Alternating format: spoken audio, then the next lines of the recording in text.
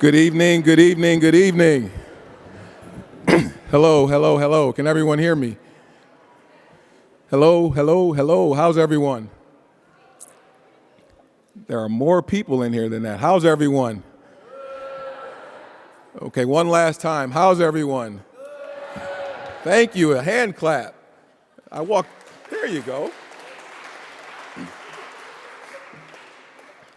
Welcome to our culminating commitment to community event. We want to thank you all for showing up fully and presently these last couple of days.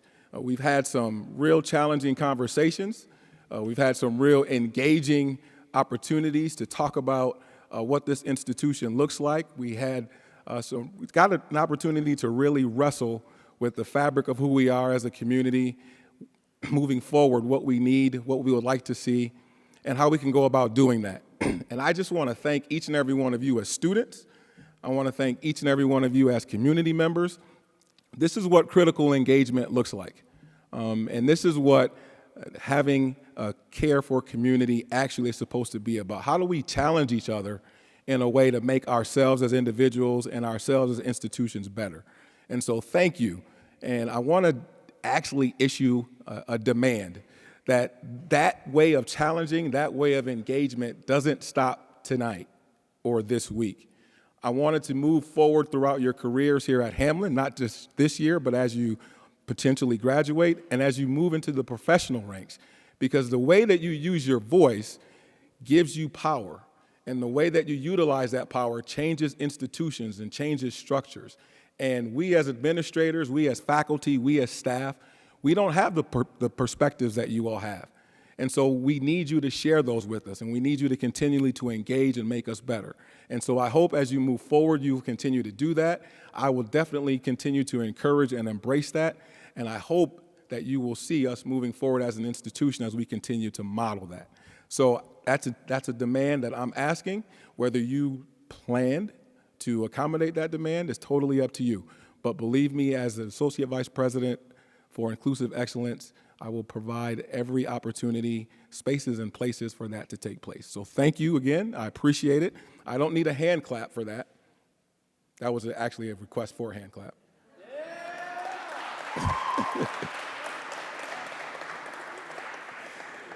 And before I introduce our student who will introduce our guest speaker, I certainly want to acknowledge President Miller, who's down there in the front row, who made it to join us this evening. So hello, President Miller, thanks for joining us.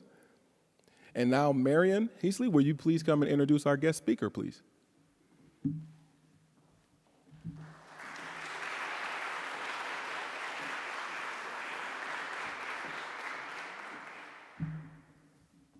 Hi, welcome. My name is Marianne Hersey. I'm currently the Student Congress Diversity Initiative Steering Committee student representative. I'm here tonight to introduce our wonderful guest speaker, Jeff Chang.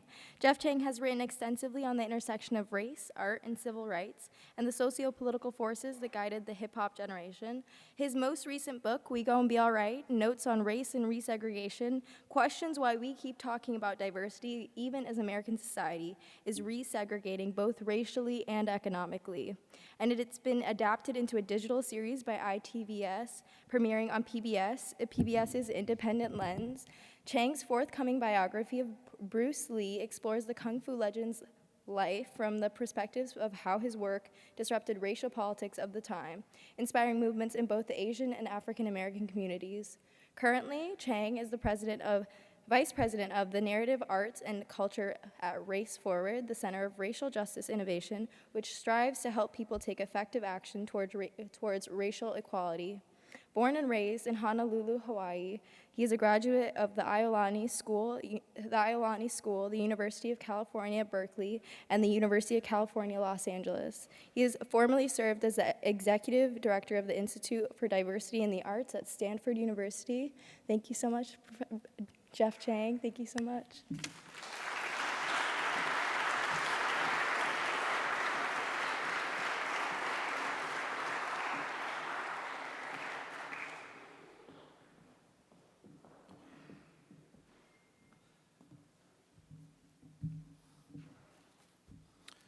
Good evening. Okay, we're going to try that one again, you guys. Good evening. Thank you so much. I want to send a big thank you to Dr. Everett, to Jane Turk, and especially to Aaron Hans. It's an honor to be able to be here with you today. We're living through a time that's historic, but for all the wrong reasons.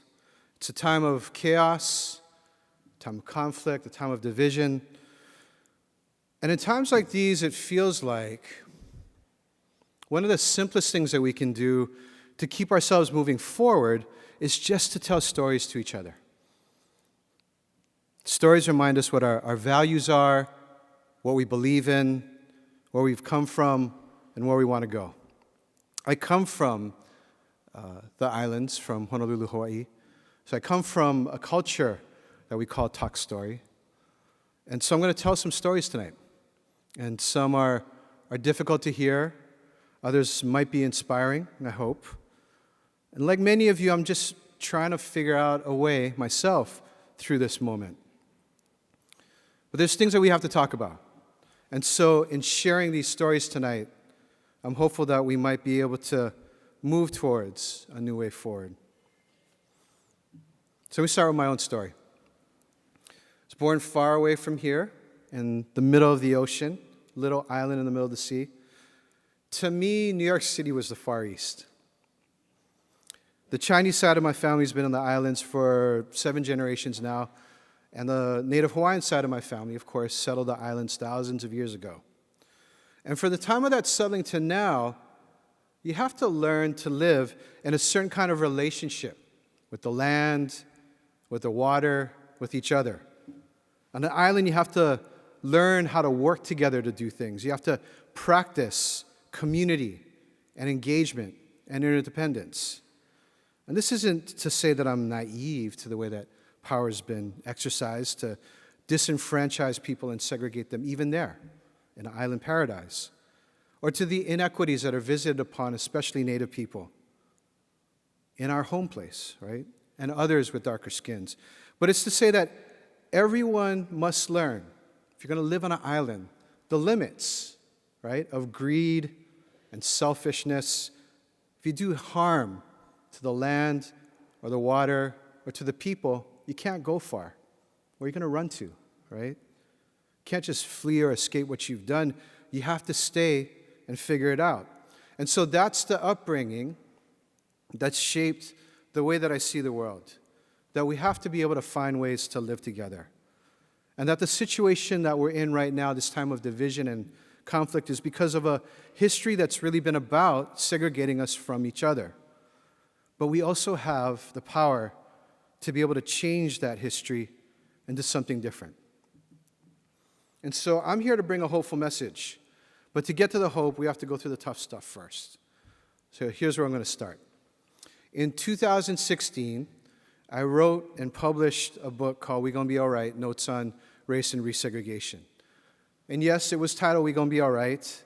And the thing to note is that the book was written and published before the 2016 election.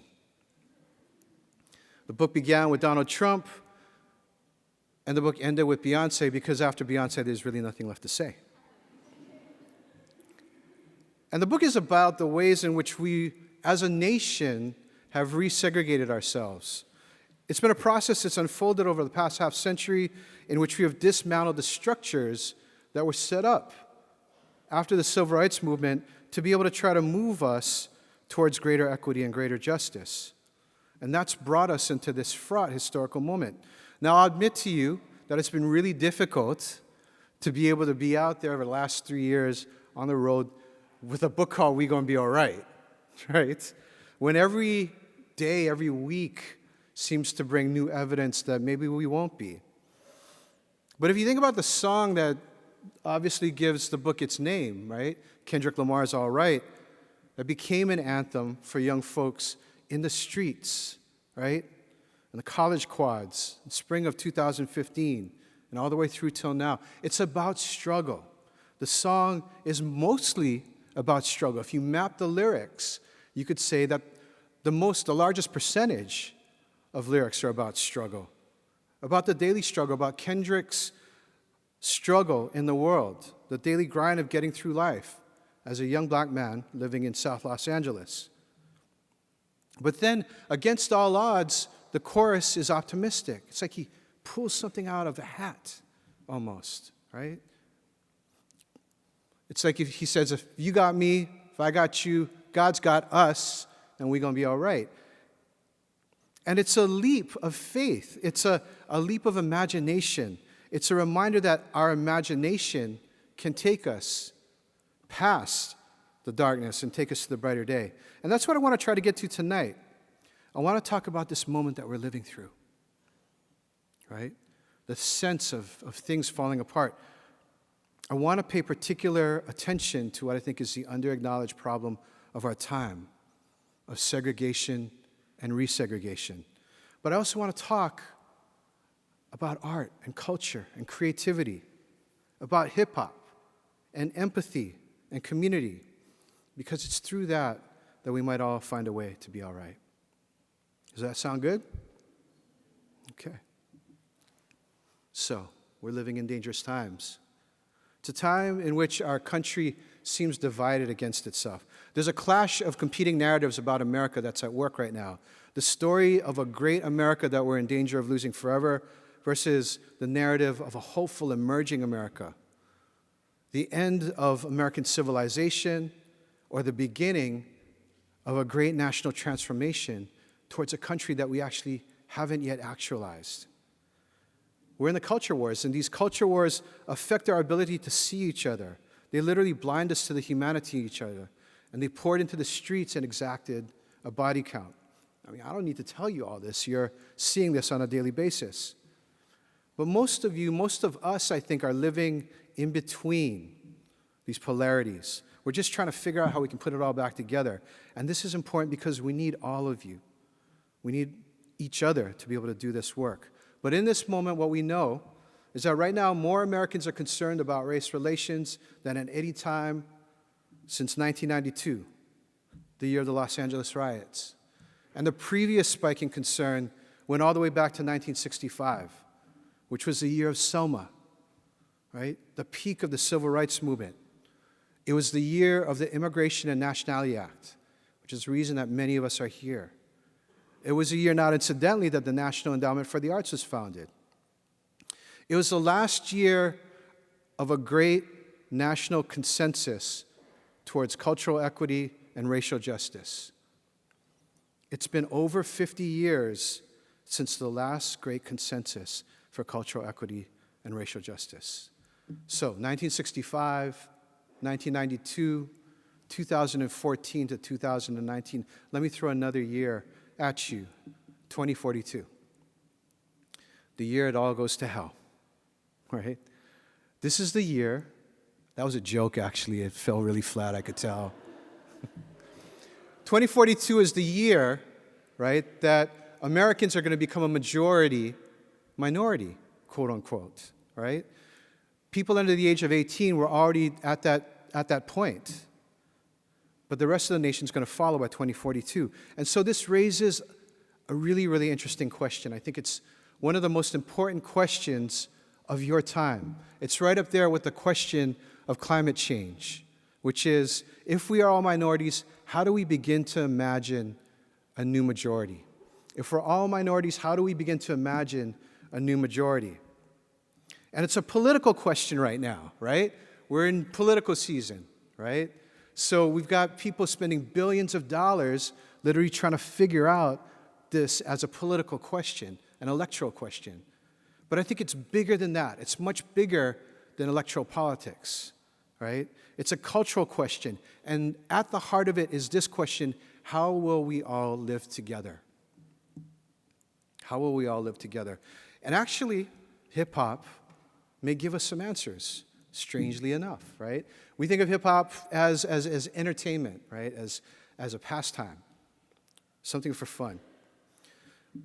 But it's important to understand that the reason that hip-hop is still going now, it's in its 5th decade. Hip-hop's in its 5th decade. Makes me feel mad old. Is that it's a movement that's given voice to young people all around the world who need to express themselves. And the reason it's been able to do that is because of its history and its foundation in Black freedom culture.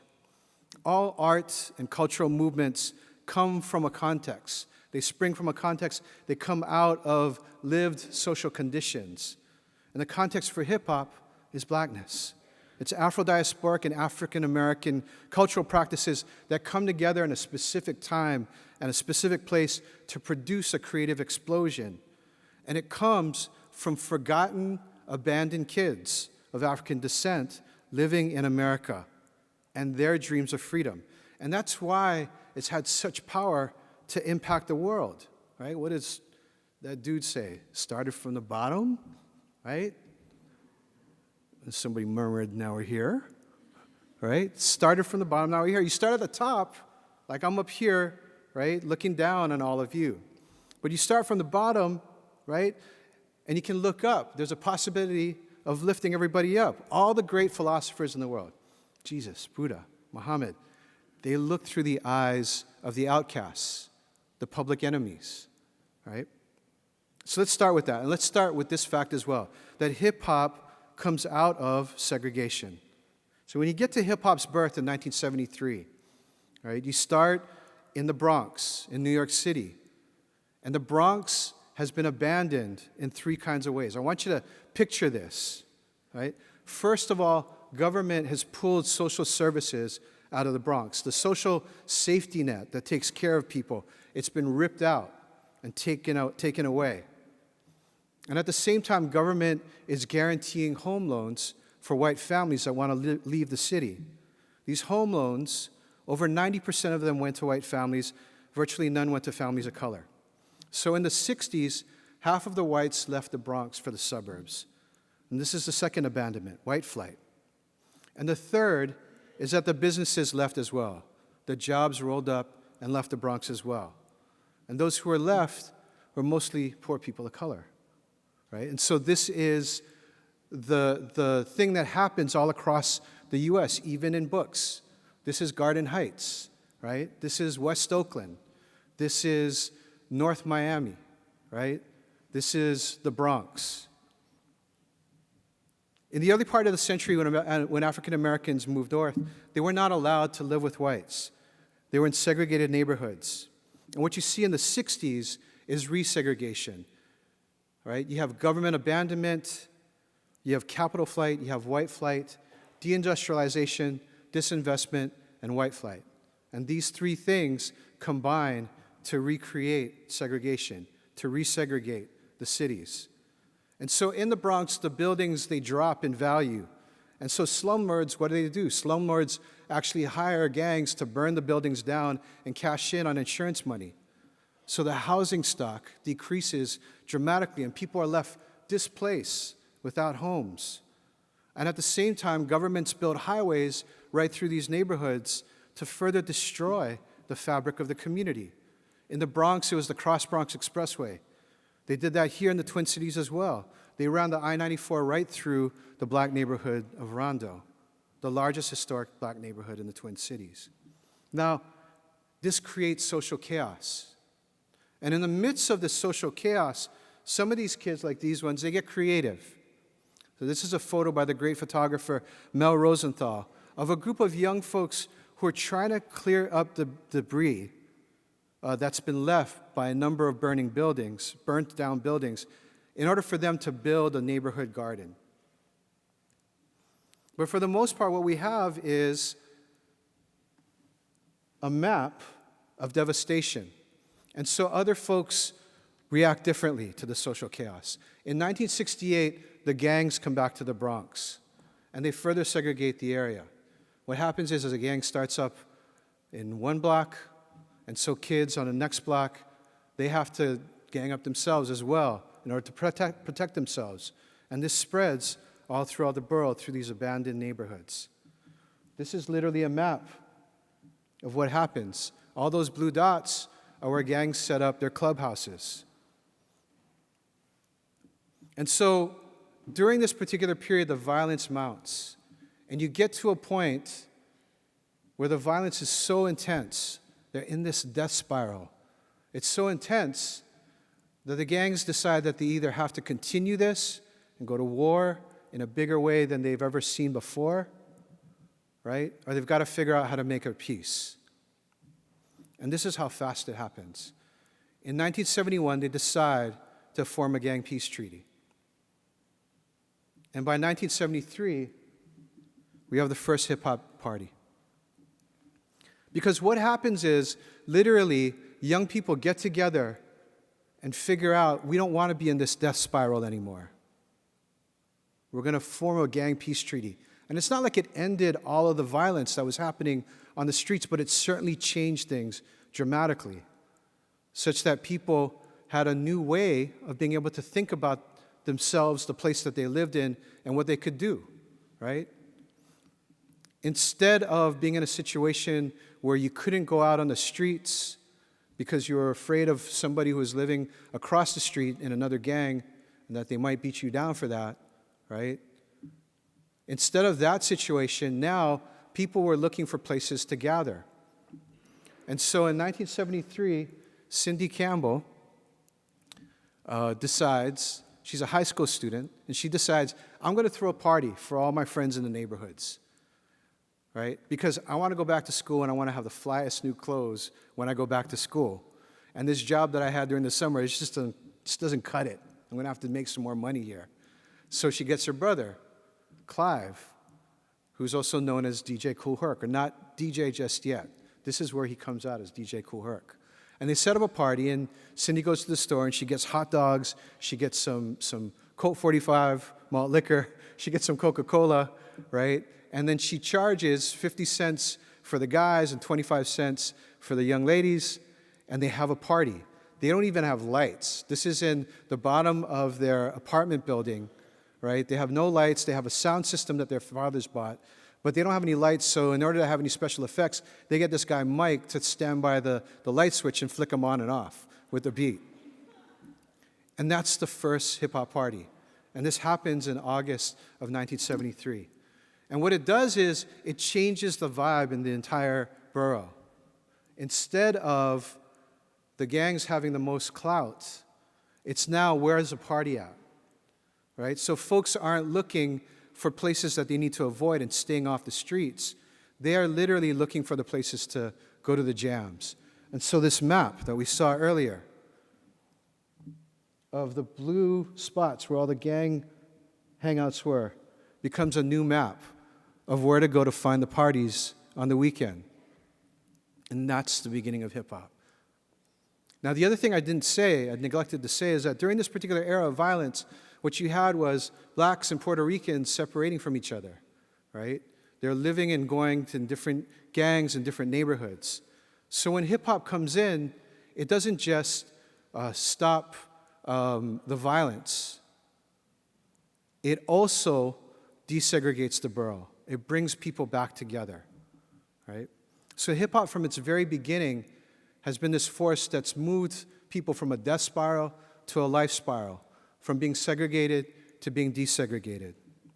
Now, young people in the Bronx, they weren't setting out to draw attention to these problems when they were getting started. They weren't looking to put a political movement into place. It began just as a way to have fun, but their art was a reaction to these conditions, a way to say, I am here. Like in this book, On the Come Up, Brianna talks a lot about this idea of visibility and invisibility, when she feels invisible, right? And then when she feels all too visible, to security guards, to authorities, all that kind of stuff, right? This was hip-hop saying, I want to be seen. I am here.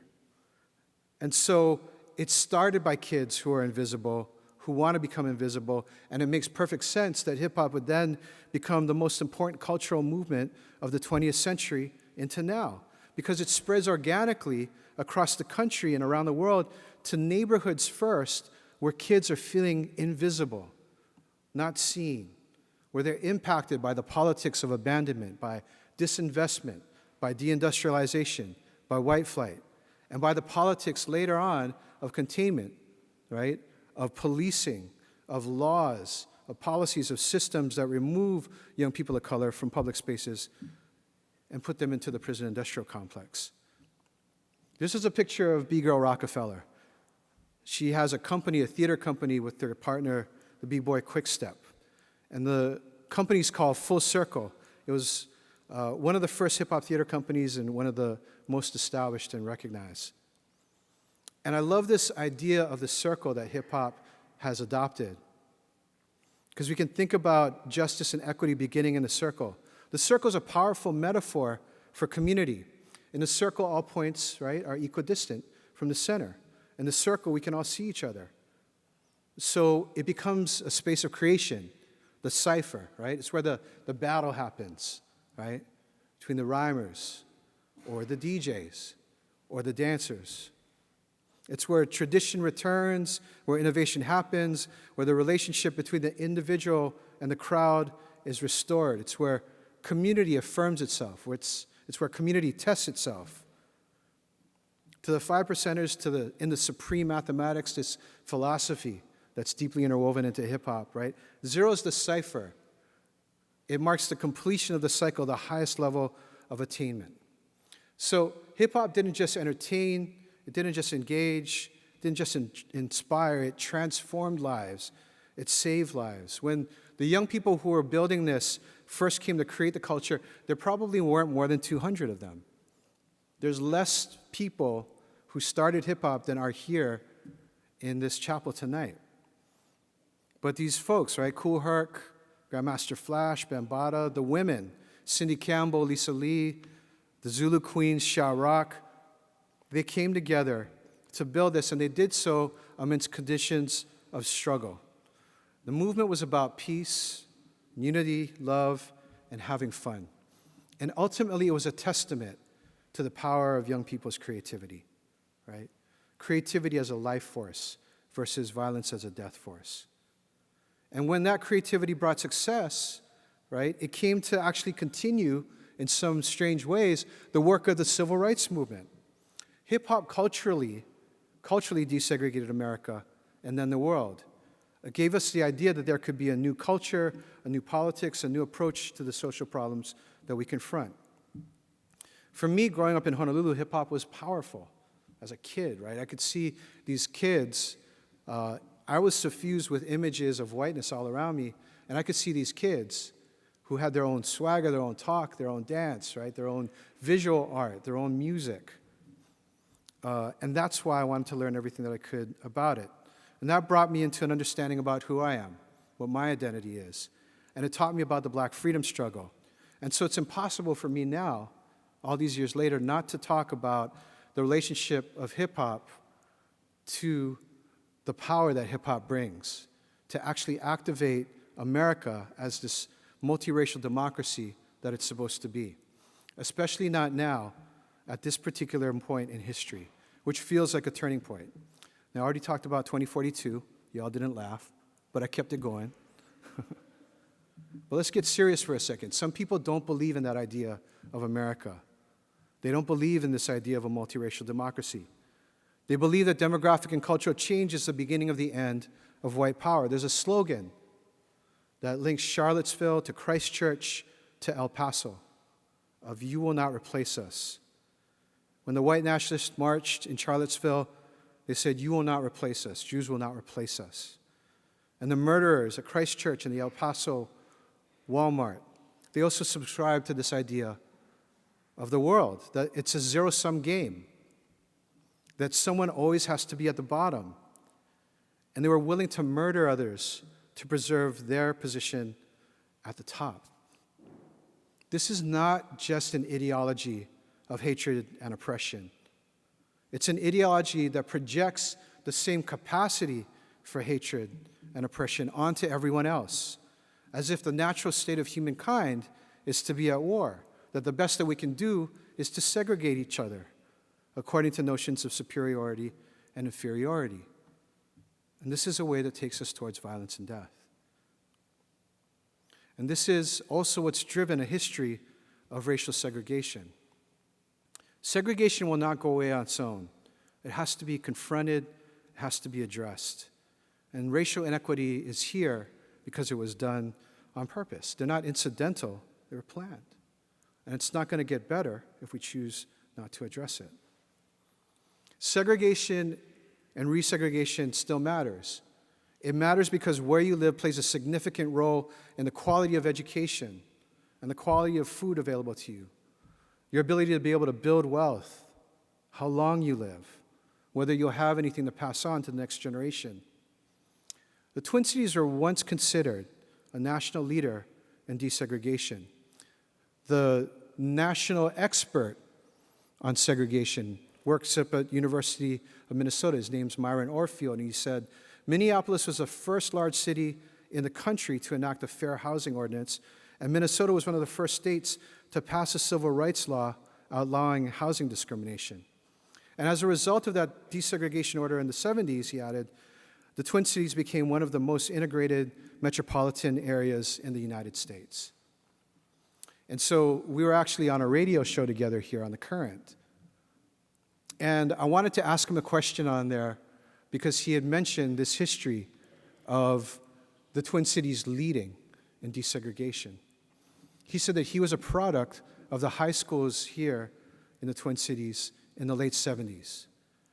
And I said to myself, I want to ask him a question. We couldn't get to it on the air. So I emailed him right afterwards, and I said, you know, is there any link between desegregation, do you think, and the fact that there was a young person by the name of Prince Rogers Nelson that came out of the Minneapolis high schools in the late 70s? And Myron emailed back in 2 seconds, and he said, I went to school with Prince.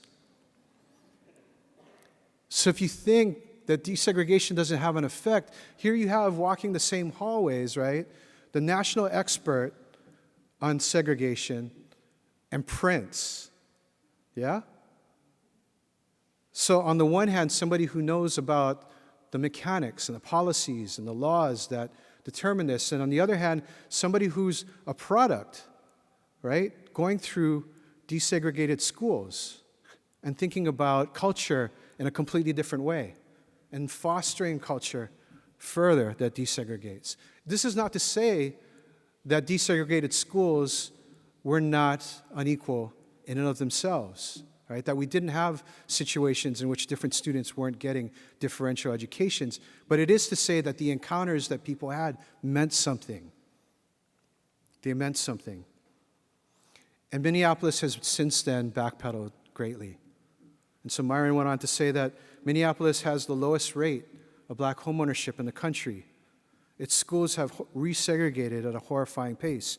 The number of schools in which students of color are more than 90% of the student body has doubled since 2002.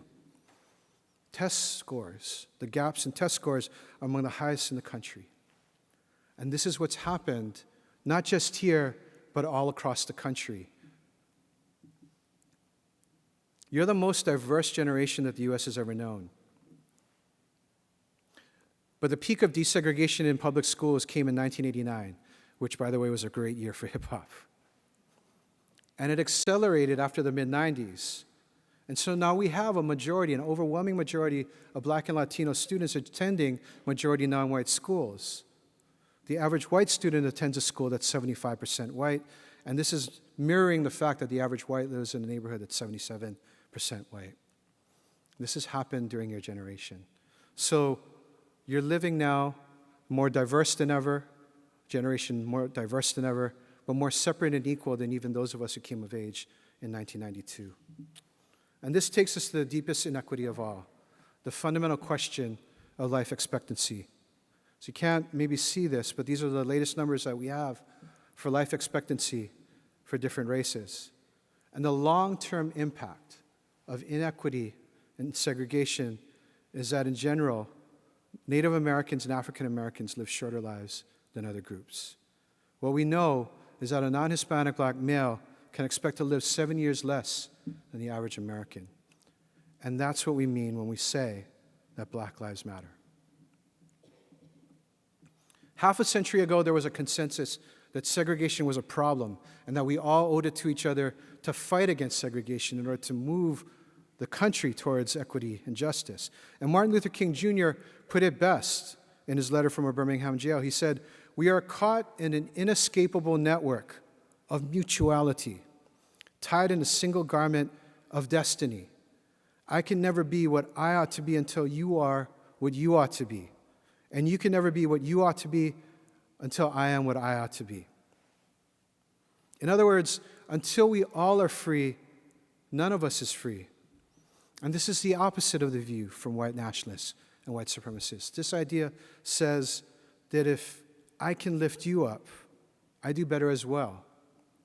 This word, mutuality, it describes a commitment that we develop to each other, that we're not here to lift some up and push others down. We're here to help each other be the best that we can be. And the corollary to King's words is that until we all are free, true democracy remains an unfulfilled promise. So these words guided a generational movement to put structures into place to desegregate schools, housing, and culture. And the question is, can they move us again? Because, again, if we are all minorities, how do we form a new majority? What does that new majority look like? What values will hold it together? Art can be the partial remedy. And why? It's because in moments like these, when it seems that so many are blinded to so many people's humanity, to each other's humanity, when it seems like we can't see each other, art allows us to see again, to close the gaps between us again. In its mimicry of life, great art helps us to close the distance between the self and the other, helps us to come together. Another way to say this is that through art, we learn once again how to experience empathy. And empathy is the first necessary step towards community, equity and community. But empathy is not enough. Empathy is empty without action. Equity requires us to put in work. It means we can't blind ourselves to each other. We can't blind ourselves to the facts of inequity. We have to listen to each other. We have to step up for each other. We have to work with each other to bring about a better day.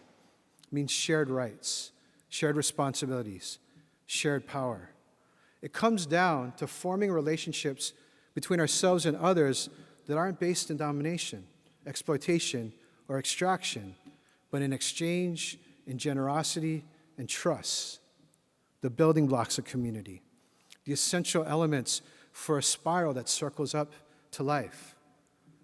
As I said at the beginning of the talk, in this moment of division, I think most of us are in between the polarities. We want to figure out how to live together. Hip-hop came out of people deciding that violence and death wasn't the way forward, that forging peace and building community is what they wanted to do. So as a way of closing, by way of closing here, I wanted to offer up this video piece that I did with some close friends of mine to elaborate on this point a little bit. Okay.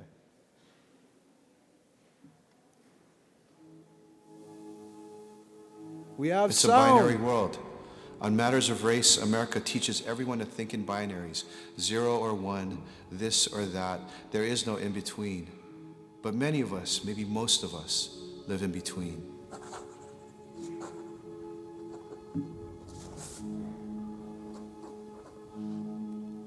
Dear Jonathan and Solomon, there are ways to be in this world. Before he left us, your papa, my father, gave us some of these ways. He had us playing games very early, and these games brought us lots of joy. But he was preparing us to be ready one day for the brutal and cruel games that adults play with one another. The point wasn't always to win. Winning was good, but it could cause its own problems. And if you win, be humble, because you'll never know if you would ever win again. And so if you're watching a game, cheer for the underdog, because in America, that's who we root for. There are so many ways to be in this world. How can I tell you what that means for us? See what happens inside. Yeah. It's really cool. So I wanted to start off, like, how you identify culturally and racially, because I know it's mad complicated.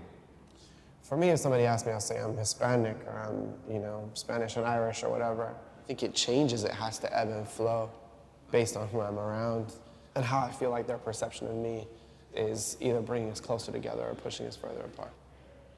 My dad's side of the family is from northern Spain. His father came through Ellis Island to Jersey. And then the other side is like Barstool Irish.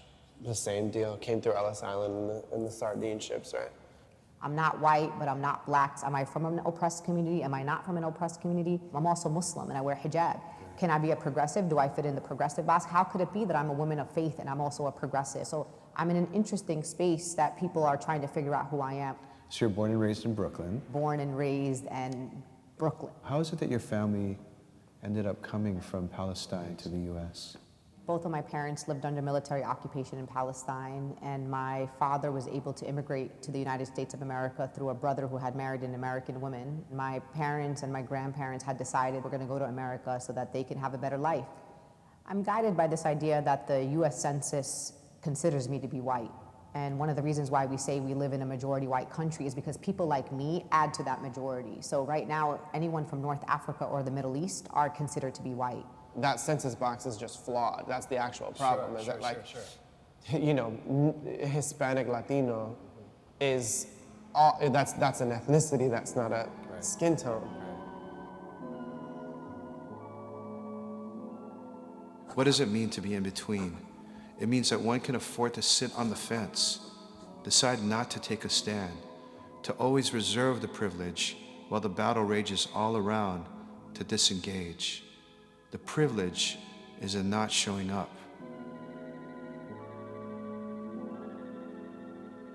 Tim Weiss gives this great talk about the invention of whiteness and how this idea of sort of dividing and conquering poor people and elevating one slightly above the other to govern the others is a way to break up a mass opinion, right?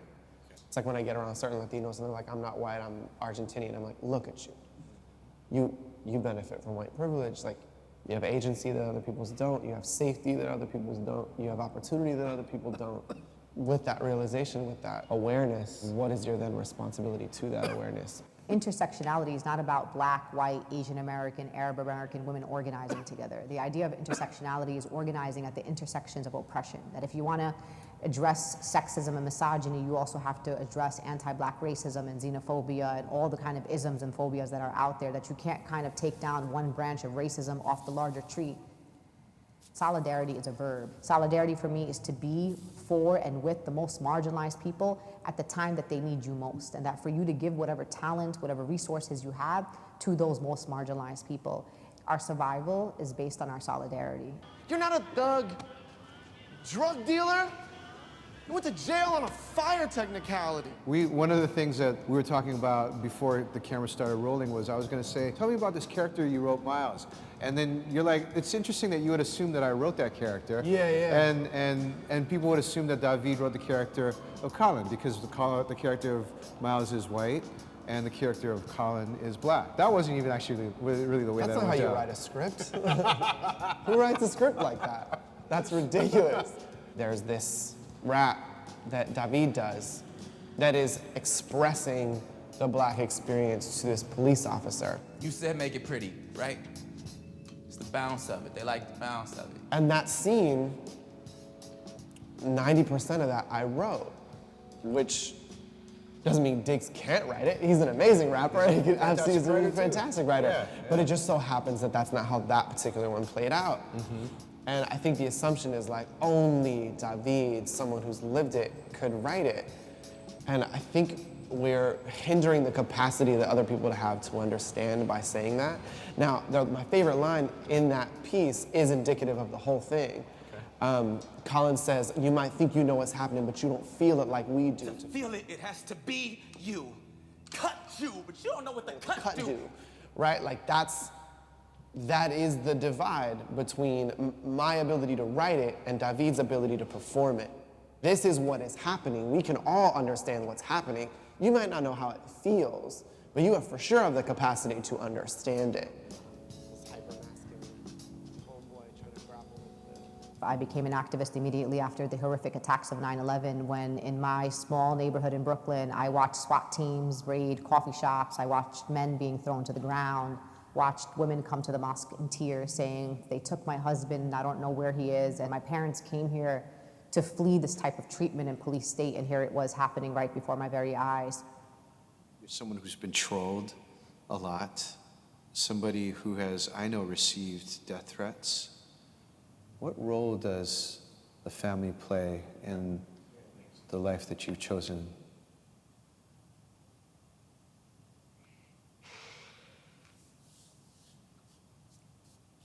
Sorry. Take your time.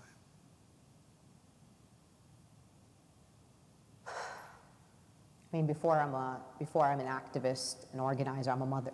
I have 3 children, and my commitment is to keep them safe and to keep them alive. And the reason why I do this work is for them.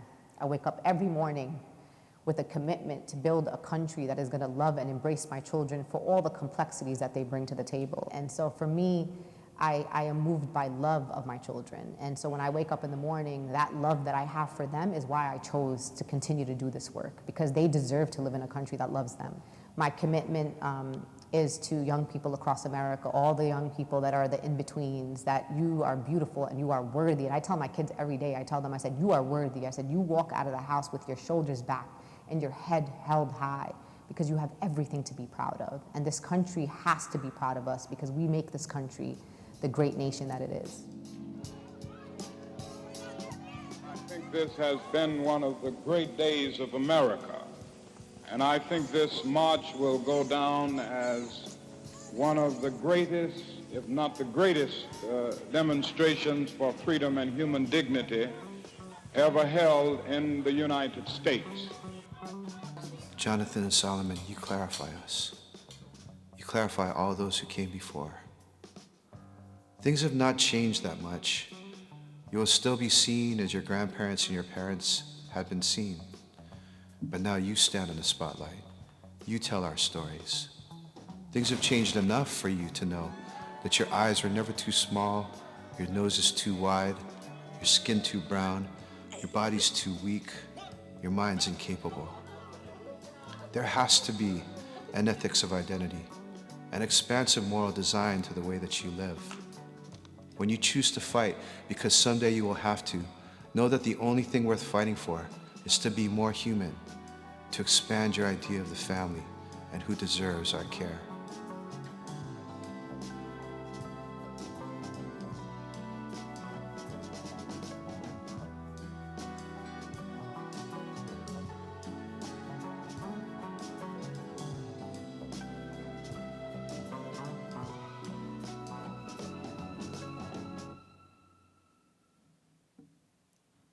Thank you.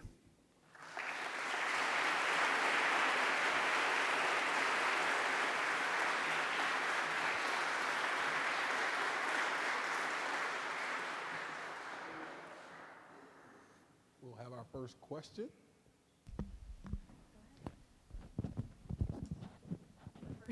The first question is, what are different ways a white person can use hip-hop pedagogy in a diverse classroom? There's so many ways. There's so many ways that I do.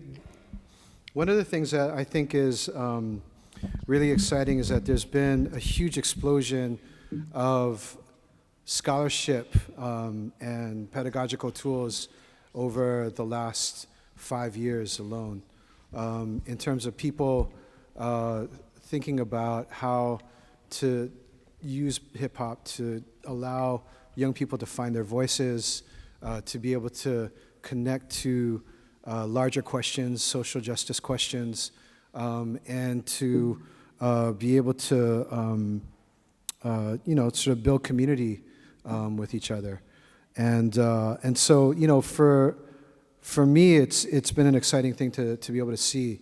Used to be laughed at, used to be that type of thing where it was like, oh, you're gonna teach kids how to rhyme that with bat or cat with sat, And it's not like that at all. I mean, obviously, you all read on the come up, you got to see the intensity that goes into each and every line. To know that Angie Thomas spent probably more time writing the rhymes than some of the chapters.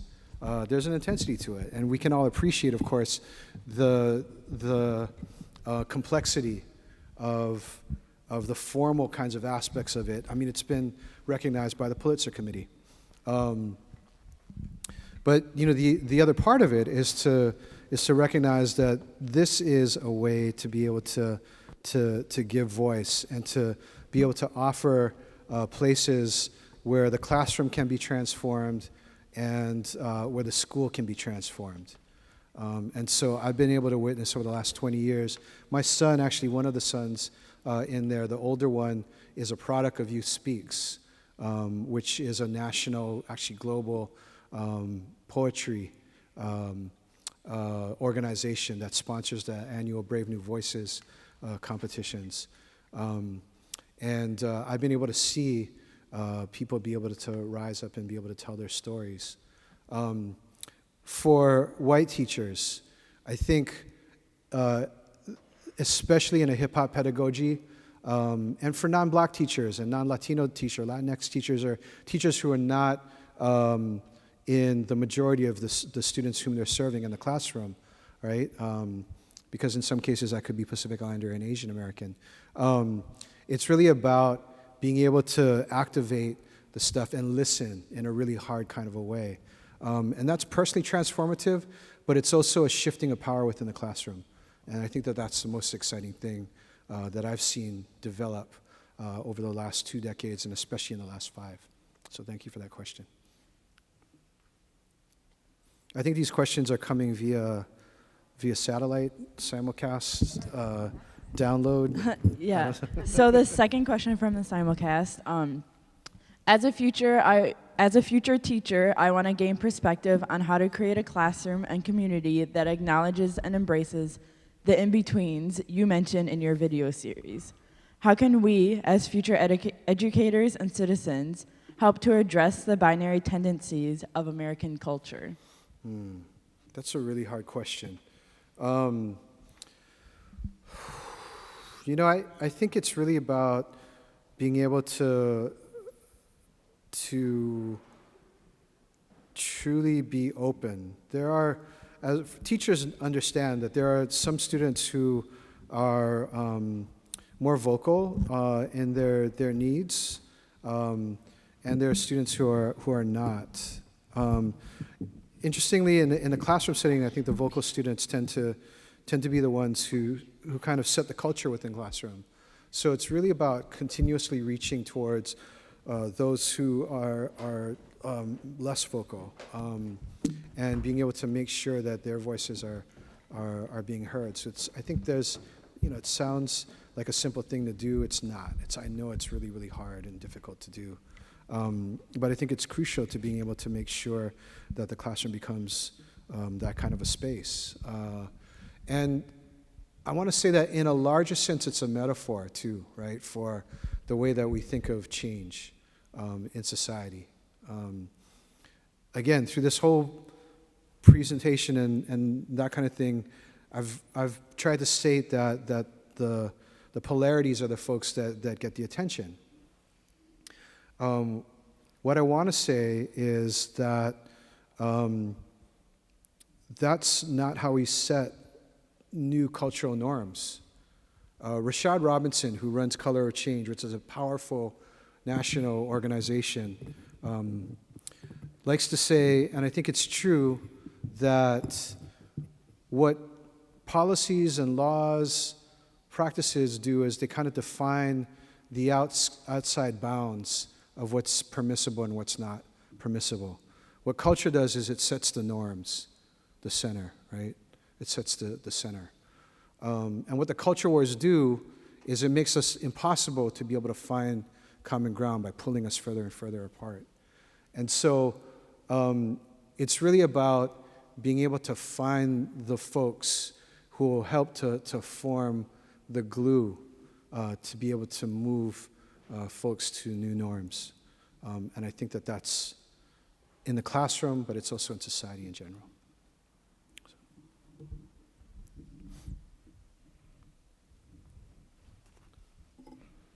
Questions?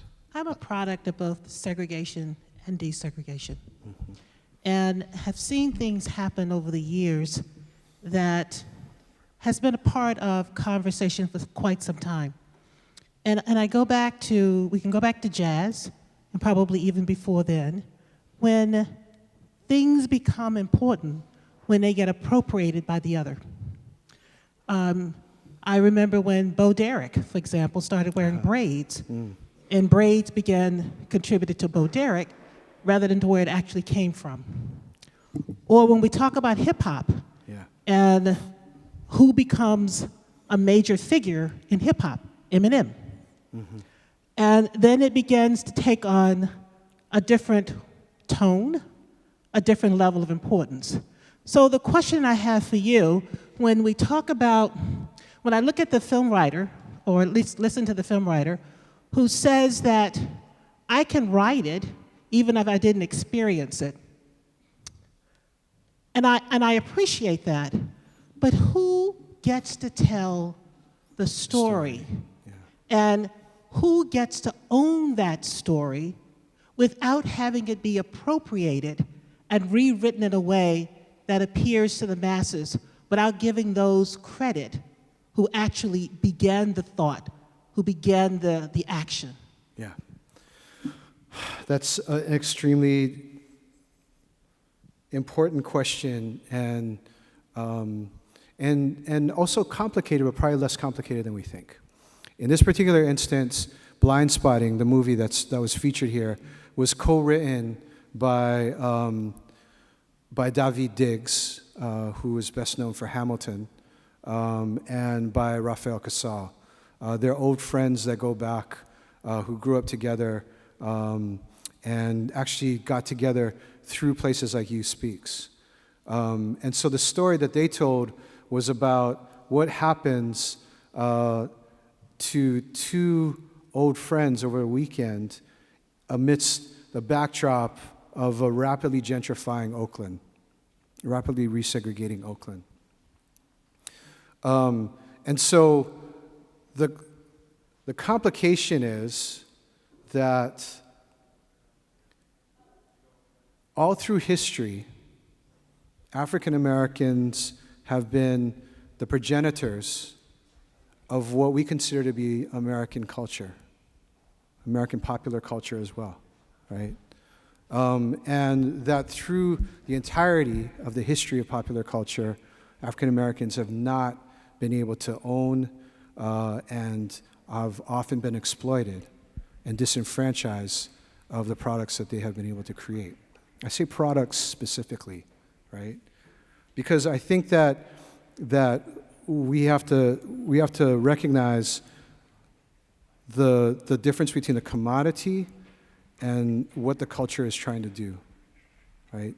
And I think that what the principles are that those of us who are non-black have to function on is coming from a basic position of ethics, right?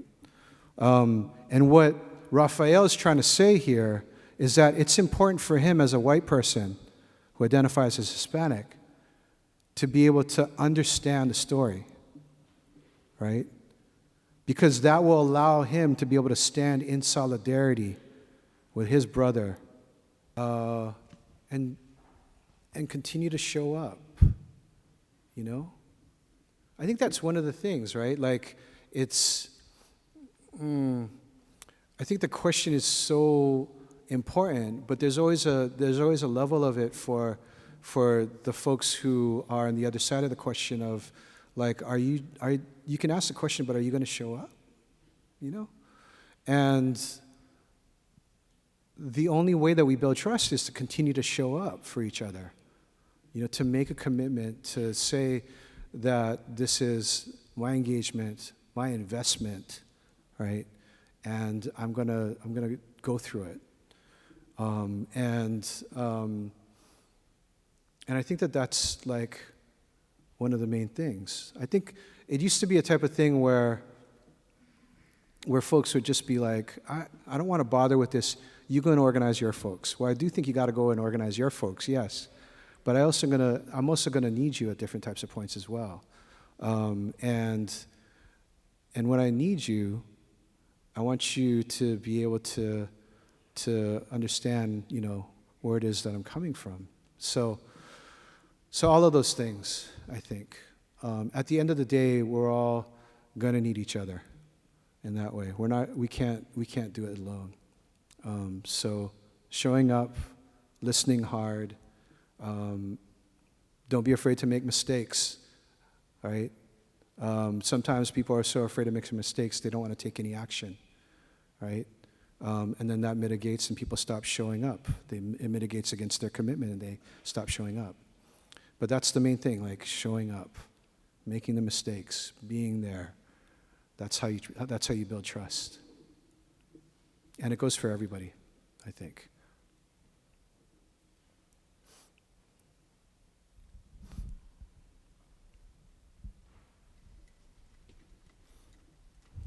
Oh, all the way at the front. Sorry. Coming. That was all the way at the front.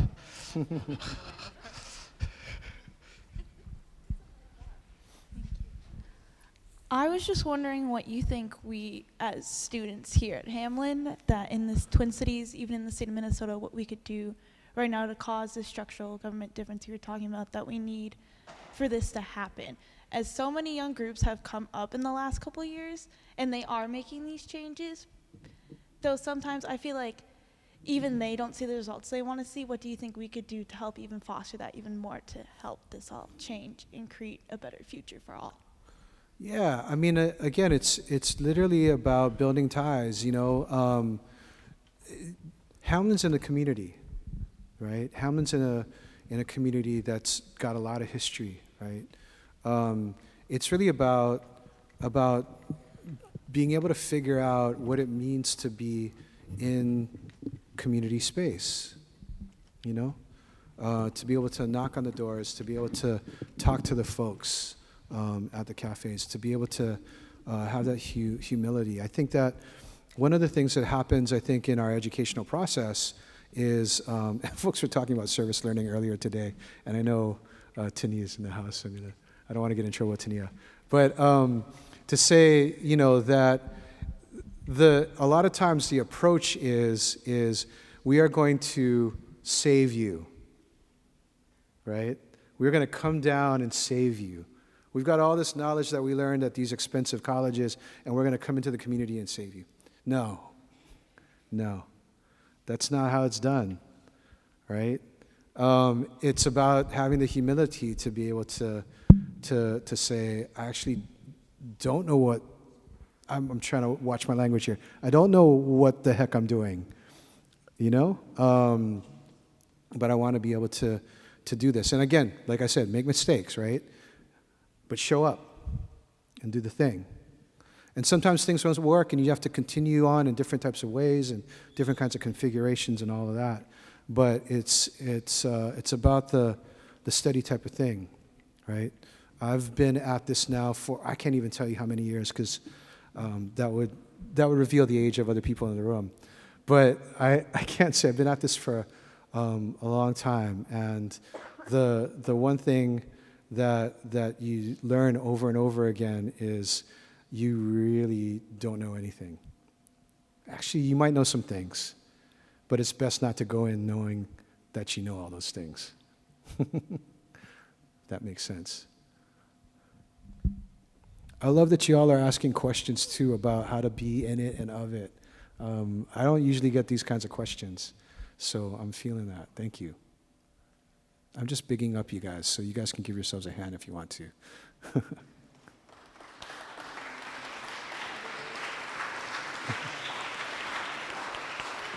I want to say this too, actually. Let me just add this. One of the people in the video was my younger son, who I dropped off at college 2 weeks ago.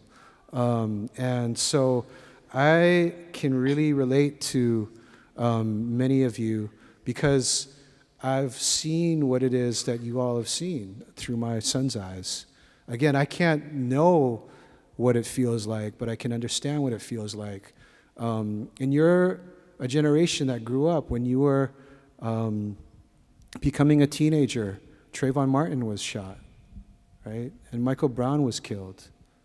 And as you came of age, you know, Me Too happened, and Parkland, and Standing Rock, and you all are That's why I'm over here. I'm not taking this lightly. That's why at the end of this, I'm literally like, we're looking to you. We're in the way in a lot of these things. You're asking me for advice. I should be asking you all for advice. So I just want to say that. I just want to recognize that you all know your power at a younger age than most of us knew and are still coming to know. And that's scary, but it's also amazing. I have a question. Yes. Where are you? Hi, back here. Hi. Okay. So in 2042, if white people ever do... Can you put your microphone Hello? closer? There you go. Hello. Thank you. Okay. Hi. Okay. So in 2042, if white people ever do become the minority, will they still have the majority of the power, in your opinion? That's a question for you. And all the rest of you who are saying ooh as well. And I'll be honest, I'll be real with you. Like, this is why I wrote the book, right? To know, again, that you all are the most diverse generation that this country has ever seen. And having a little bit of jealousy about that, because we used to be that, right? Way back in the day. But you are the most diverse generation this country has ever seen. And yet, we've let it get out of hand. We've let this question of resegregation get out of hand, right? And so what does that mean? What does that actually mean? There was a study that was recently done by the Washington Post about schools. And it was basically trying to say that the glass was half full, that more kids in the suburbs are in less segregated schools than ever, right? What they didn't focus on were the millions of kids who are now in charter schools and the millions more kids who are in private schools. So they didn't get a big picture of what was actually going on. And the last thing that they said was that folks in the cities are more segregated than they were 10 years ago, right? And so there's even a reluctance to confront this as a problem. Diversity by itself, demographic change by itself, accounts for a lot of that change, right? It's just going to naturally account for that. Does it account for the experiences that are happening in the schools? And does it account for what's actually happening in the main when you look at the whole thing together? It doesn't. And so the question that you just asked about 2042, right? That's like, you guys are going to be my age in 2042. You guys are going to be in power, right? It'll be you standing up here in the pulpit.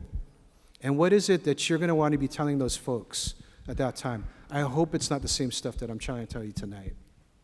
Yeah? Feel me? You hear me? I hope it's not the same thing I'm telling you tonight.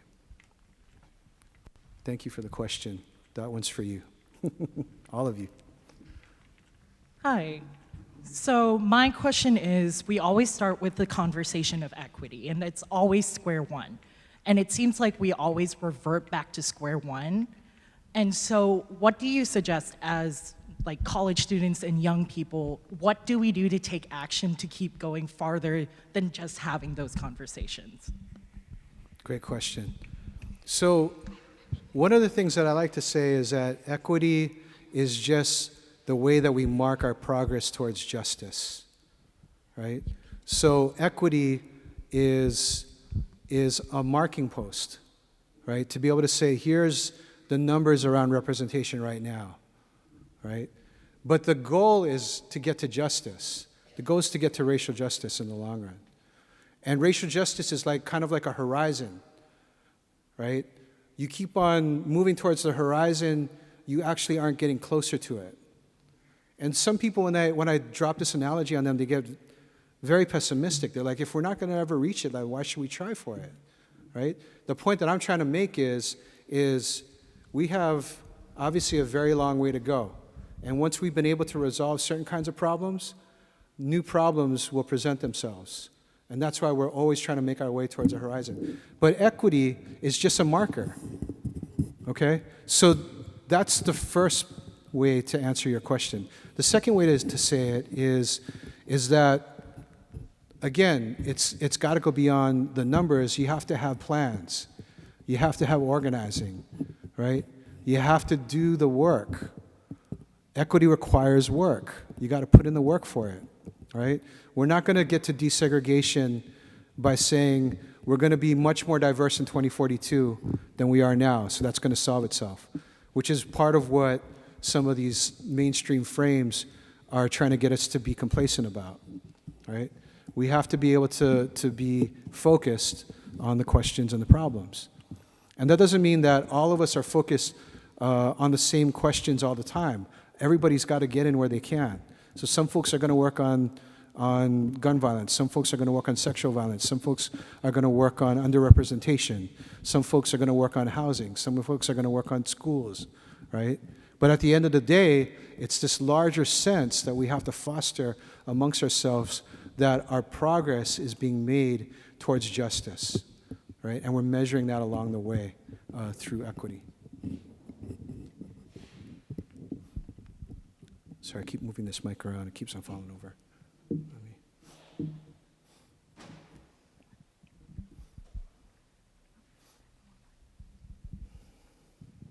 Hi. Hi. Thank you so much. How do you think you would have responded if someone like you was here and you were this age at this very moment? I don't know. What's the question that you're really trying to ask? What would you do? What would I do? What would you do? I don't know what I'd do. Me either. What would you do? Everything.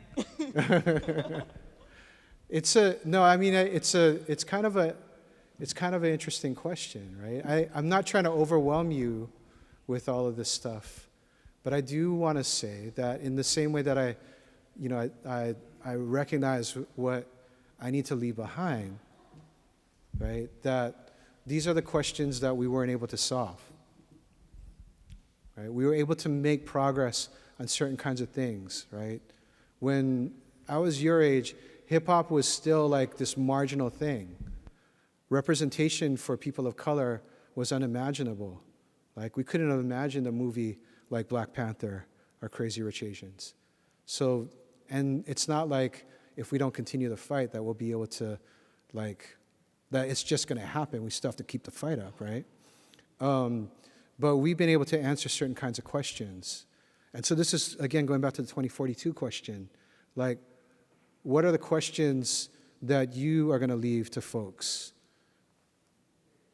when your time is there, right? When you're my age, what are the questions that you're going to leave for folks?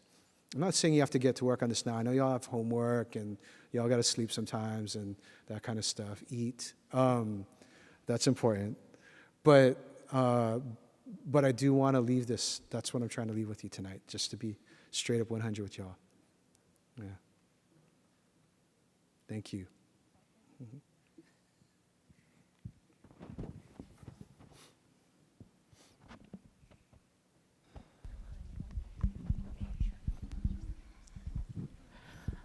I have a great question for you. So I feel so blessed to not only have received a college education, but also to have the opportunity to work at a university. But I often think about how the more education I get, the more disconnected I get with the ancestral knowledge of my mother and father, my grandmothers and grandparents, and all of the knowledge that they've had. And oftentimes I see sort of academia as a countervailing force to this ancestral knowledge. And I think about you, Can't Stop, Won't Stop, and this beautiful telling of this history of hip hop, which oftentimes I've seen as anti-academic. So my question for you is, how do we responsibly tell and to bring this ancestral knowledge into this realm of academia without losing all of this truth and all of this knowledge that has existed before it, and these traditions that existed in things like hip hop and spoken word and in so many different other cultures? Yeah, that's a question that I've been thinking about a lot the older that I get. Let me start by saying this. When we were doing this, nobody wanted hip hop in the universities. And then Trisha Rose came out with this book that was like wow, that's amazing, right?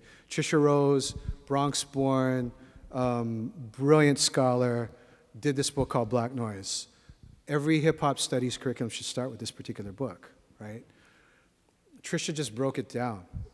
And what Trisha was doing was to try to find like a way to be able to codify the sort of common sense stuff. You know what I mean? Like just the knowledge that's there in everyday folk, right? And to put it in academic terms, and then make it possible for folks to be able to do that. Ethnic studies was born that way as well, right? And it's moved away from that. And we're now in a situation where, in so many ways, academia has become professionalized, that what's valued is the codes and the languages, right, and the passive voice sentences, right, that are the markers of having had all of the ancestral knowledge and common sense wisdom that you get every weekend at your family gatherings or in the community, right? Having all of that beaten out of you. And so, and this is a warning for all you first years too, right? Sometimes you just got to push back. So what happened was, Trisha, I think, broke through for us, made it possible for a whole new generation of hip-hop feminists to be able to state their piece, right? If you read Joan Morgan's book, When Chicken Heads Come Home to Roost, which is the foundational text of hip-hop feminism, it's not written, like Joan is getting her PhD now at NYU. It's not written in the same language that dissertation is going to be written for, right? It's written for the folks around the way. And yet, it codifies and it puts into place all these kinds of things that we have to come up with all of these long polysyllabic words to kind of talk about, right? So, you know, the reality is there's no difference well, no, I'm going to say it this way.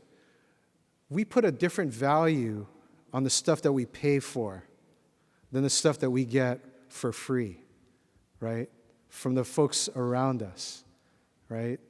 In the academy, we put more money on learning how to write in passive voice than the fact that if you're on the street, you're going to be talking direct, right? You're not going to be putting it in passive voice. Oh yeah, you know, a shooting happened to that person. No, you're going to say that person got shot because such and such and such. I'm just giving you an example, right? We walk away from what it is that is natural to us, right? Even in the construction of our sentences and the language that we use. And so I think it's really important for us to be able to stand strongly in the communities that we're in and strongly in the communities that we work in or study in or learn in, right? And that does mean that we have to be bridges in a way. That does mean that we have to be translators in a way. But the value of the stuff that's not in the institution is much more valuable to the institution than the institution will ever really understand, right? And at the same time, the stuff that's in the institution is not necessarily that valuable to the folks to whom it really matters sometimes. And we have to be able to be, again, I have to watch my language, BS detectors around this kind of stuff, you know? So I just wanted to kind of reframe it in that kind of a way.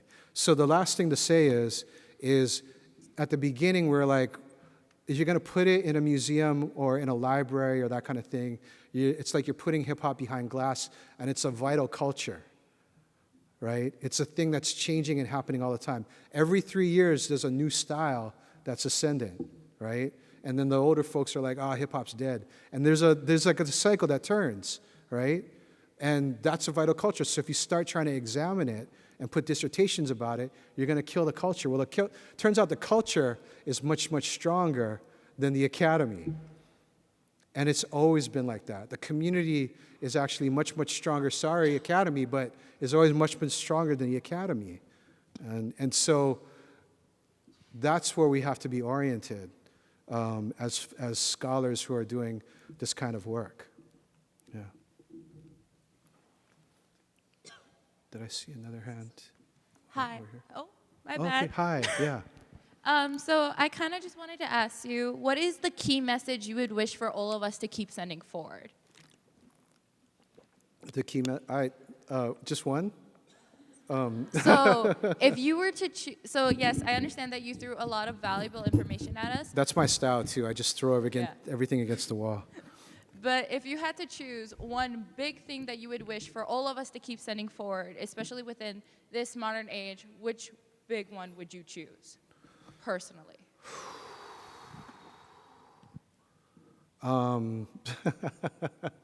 You're asking for like an executive summary of the talk I just gave? Man, that's hard. I'm trying to be an artist here. It's like, would you go and look at a painting and be like, what's the one color that you want to really take away from this painting? Not comparing myself to like a great painter at all. I'm really not. I'm making a joke here. Didn't work. So just that, this is an issue that we have to confront. Segregation, resegregation. Let's deal with it. How's that? Okay, yeah. Tried to do that in haiku form. Thank you. Join me in thanking Jeff again, please. Thank you. Did you want to get in? Okay. Appreciate it.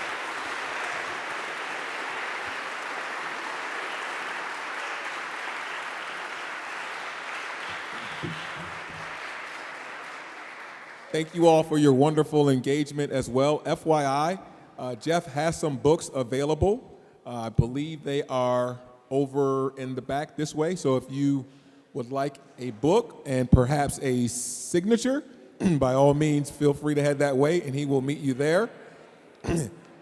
Other quick announcements, I don't believe we have any. I also want to thank our sound technician, Brian in the back, who probably... I tell him every day that I see him, he's the hardest working man on campus. So thank you, Brian, so much. You all have a good night.